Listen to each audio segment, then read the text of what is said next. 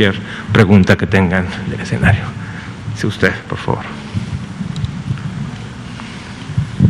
Gracias, director. Buenas noches, Héctor García, de Diario Basta y Grupo Cantón. Le quiero preguntar entonces, con estas previsiones que están haciendo o con este alertamiento, digámoslo, ¿qué está pasando entonces con el equipo COVID que se habían dicho en semanas anteriores de que en algunas entidades, como estaba descendiendo, los estaban ya quitando, digamos, la palabra no es desmantelamiento, pero sí estaban quitando para darle paso a otros casos de enfermedades? Con esta situación, ¿deberá otra vez reinstalarse ese equipo o mantenerse, es decir, ya no llevar a cabo ese desmantelamiento?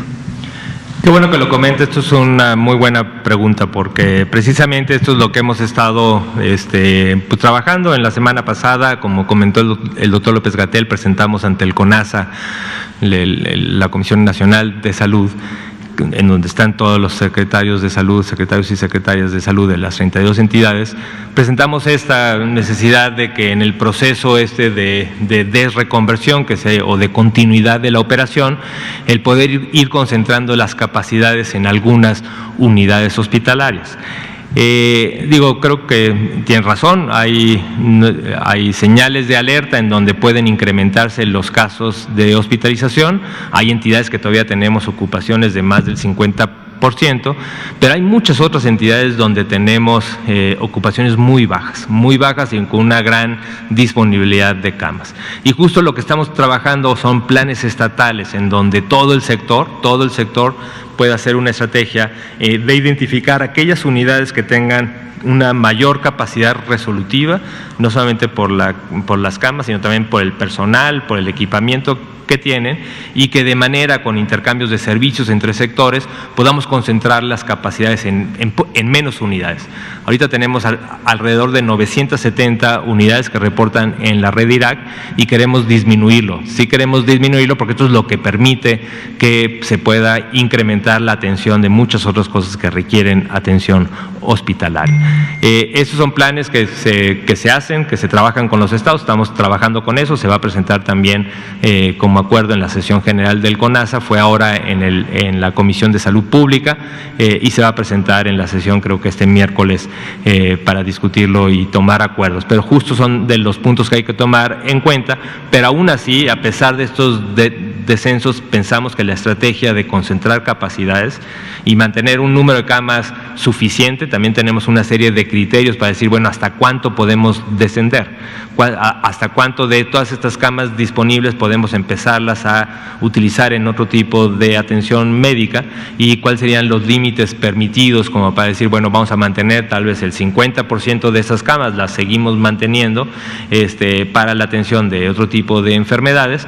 Y tenemos el mismo sistema, la red IRAC y la cooperación federal y estatal, para que si en esto vemos también tendencia en las hospitalizaciones, pues poder volver a convertir otras unidades hospitalarias, ¿no? La idea principal es que si podemos lo ideal podría ser tener unidades que se dediquen exclusivamente para pacientes con infección respiratoria aguda grave. Pero es complicado porque son hospitales que están pues también cerca de personas que tienen otras necesidades. Pero sí consideramos que la posibilidad de hacer un plan sectorial con intercambio claro entre instituciones, podamos tener tal vez no hospitales exclusivos para COVID, pero que sean principalmente de atención COVID y así poder ir, en caso necesario, pues se tendrán que abrir más unidades y más camas. Adelante.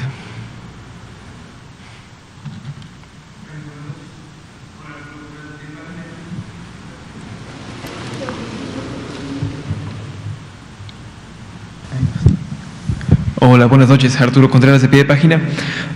Varias de las entidades que nos presentan tienen como van hacia arriba, ¿no? en la incidencia de los contagios, pero en la mayoría de ellas las muertes tienen una tendencia hacia la baja, ¿no? Recuerdo un poco lo que ha pasado en países de Europa en los cuales hay un rebrote, pero las muertes siguen como esta tendencia hacia la baja. Entonces, pues preguntar un poco a qué se debe esto, ¿no? Si la letalidad está bajando de la enfermedad o son los meses de atenderla lo que haya ayudado, o a qué se debe esto, o si espera que dentro de las próximas semanas también las muertes empiecen a repuntar. Digo, esto es un buen punto, creo que lo comentó el doctor López-Gatell cuando estábamos mostrando las curvas europeas, ¿no? En las curvas europeas creo que no sé si se mostraron las curvas de las defunciones, pero en general, y posiblemente ustedes mismos y la población en general las ha visto en estas diferentes plataformas internacionales, donde lo que se ve, digo, como ejemplo, pero hay muchos lugares y regiones del mundo donde se está viendo que se ve un incremento muy importante en esta segunda ola.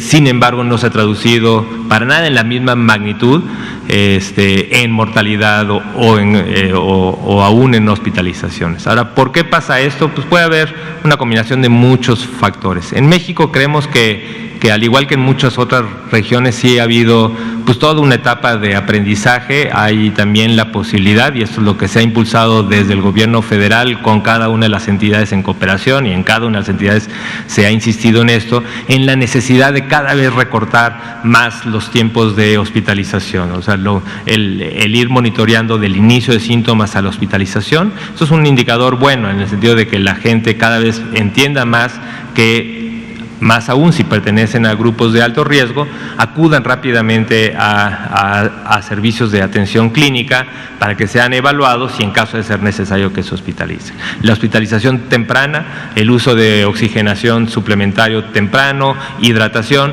claramente son mecanismos que han disminuido importantemente la letalidad de esta enfermedad. Entonces creo que hay una capacidad mucho mejor que la que se tenía en la primera ola, eso en todas las regiones, y yo creo que también lo estamos viendo.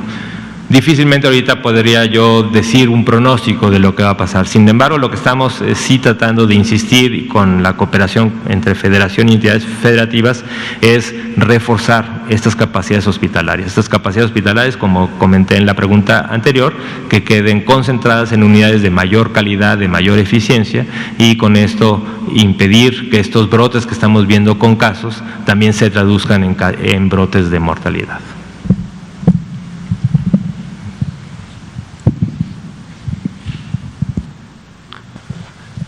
No sé si hay alguien más, alguna otra pregunta.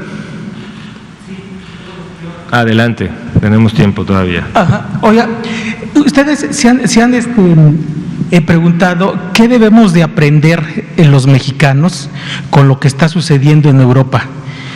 Precisamente estaba usted platicando de los rebrotes, pero no el explosivo que se dio a conocer en semanas pasadas, recientes en Europa, al grado tal que en Francia, bueno, pues ya se anunciaron medidas extraordinarias.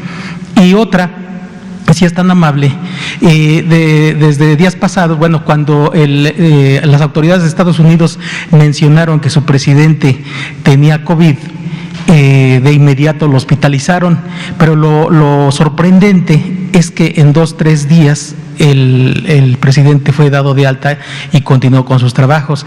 Eso, como ustedes como expertos, ¿qué mensaje les da o qué podrían expresar públicamente?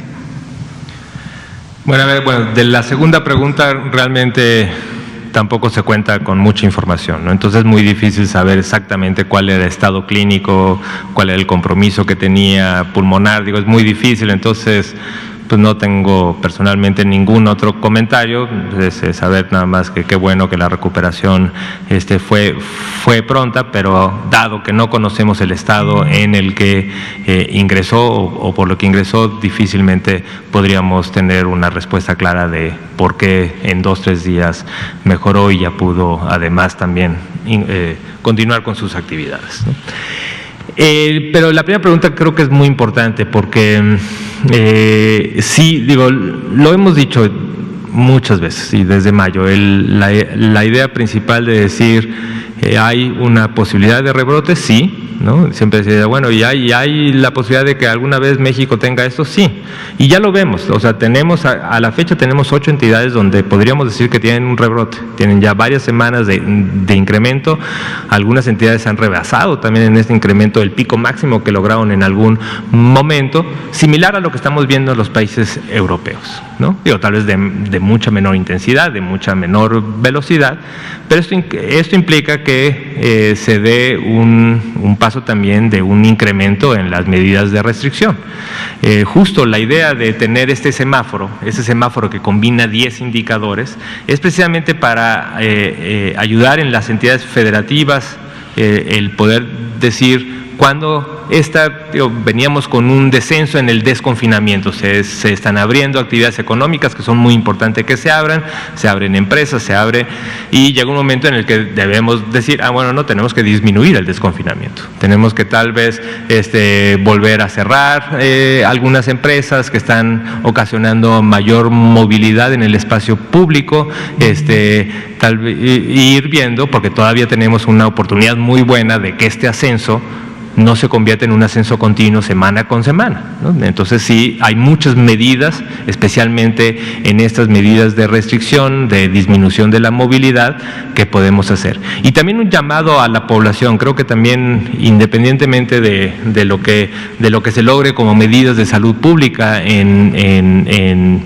disminuir o hacer medidas que disminuyan la movilidad del espacio público, creo que también hay mucha posibilidad para que la misma población también entienda eso, entienda que si no es necesario, si no es esencial, lo mejor es quedarse en casa, lo mejor es tratar de mantener la menor movilidad en el espacio público posible, ¿no? Entonces sí, hemos visto, y tal vez hay un mayor incremento de actividades sociales y eventos sociales, pues tienen que entender que especialmente en estos estados donde hay un mayor incremento, hay que disminuirlos, hay que detenerlos, ¿no? Y si esto es una cosa en la que no es una actividad esencial, hay que mantenerse en casa.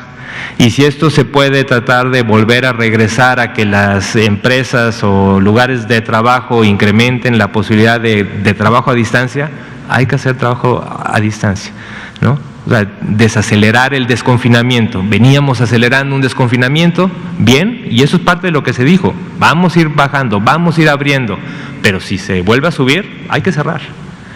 ¿Hasta dónde? Hasta lo que sea necesario, ¿no? Y por eso va a ser importante, y posiblemente ya lo comentaré con el doctor López-Gatell, el doctor Ricardo Cortés, volver a presentar las gráficas que nosotros tenemos un monitoreo de movilidad, de cómo va esa movilidad, y volver a tener el mensaje hacia la población de decir, hay que disminuir la movilidad. La movilidad es muy importante. La cantidad de gente que está en el espacio público es muy importante, es el vehículo principal que impulsa contagios y transmisión y la curva epidémica. Entonces, eso es lo que podemos aprender, eso es lo que podemos aprender. Podemos llegar al punto en el que necesitamos medidas más restrictivas, ¿no? Pero tal vez no sean necesarios. Solamente con el llamado a la población de disminuir la movilidad, el llamado también a las empresas, al sector privado a hacer todo lo posible para disminuir la movilidad en sus trabajadores, pues creo que podemos todavía revertir estos ascensos, ¿no? Yo creo que también tenemos buenas noticias, que estamos presentando todas las curvas, como dijo su compañero, en descenso de mortalidad, algunos estados donde hemos tenido al menos una semana entera sin defunciones. Hay buenas noticias en varios estados. Tenemos 20 entidades federativas que siguen en descenso, ¿no? Hay 8 que no, hay 4 que están en estable. Entonces fijémonos en estas 8 entidades cómo tratar de disminuir esta tendencia positiva, ¿no? A ver si una pregunta más. Gracias. Fernanda Mendoza. Por lo que usted menciona de lo que podríamos esperar de la pandemia, en el periodo de diciembre-enero, ¿será posible o habrá la posibilidad de que se dé un segundo periodo de confinamiento? Pues justo es el mismo tema, ¿no? Creemos, y como pueden ver es muy heterogéneo, ¿no? Digo, hay estados que uno los ve y dice, va subiendo muy feo. Hay otros estados que viene un descenso muy claro, ¿no? Entonces, difícilmente podemos pensar en una medida de alcance nacional homogénea, ¿no? Creo que van a ser mucho más efectivas medidas estatales, medidas municipales. En estos descensos también recordar que desde hace ya muchas semanas se está trabajando con todas las entidades, y todas las entidades tienen planes muy claros de acercarse a la comunidad, identificar. Hay que identificar dónde están, porque también cuando uno ve una entidad, hay que reconocer que las entidades también son heterogéneas y tal vez en algún estado hay ciertos municipios o ciertas regiones de la entidad que son los que están ocasionando estos rebrotes. Conforme más capacidad tenemos de identificar dónde están los ascensos, podemos tener medidas mucho más focales, mucho más focalizadas al lugar donde está la mayor transmisión, y eso sería lo ideal. Lo ideal es poder tener medidas focalizadas en el momento, en el espacio y en el momento, tiempo y espacio donde están ocasionando la mayor transmisión.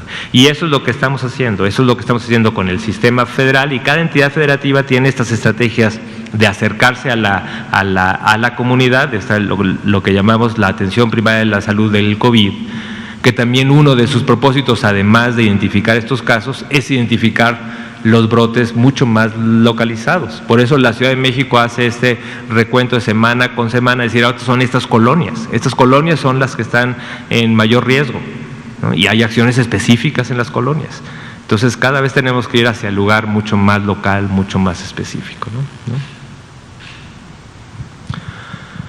Pues muy bien, pues son las 19:53, otra vez terminamos un poco antes, pero pues les agradezco mucho, les agradezco a todas y todos por la atención, también en casa, y solamente con el mensaje final de decir, esto seguimos en un problema, seguimos en un problema de contingencia importante, y hay ciertas entidades, específicamente en esta última semana, 8 entidades donde tenemos datos francos de rebrote, y por lo tanto, tanto en la cooperación, federación, con las autoridades y entidades federativas, pero especialmente en la población de estas entidades, que tomen conciencia de que es momento de disminuir la movilidad para poder ir revirtiendo estas tendencias ascendentes.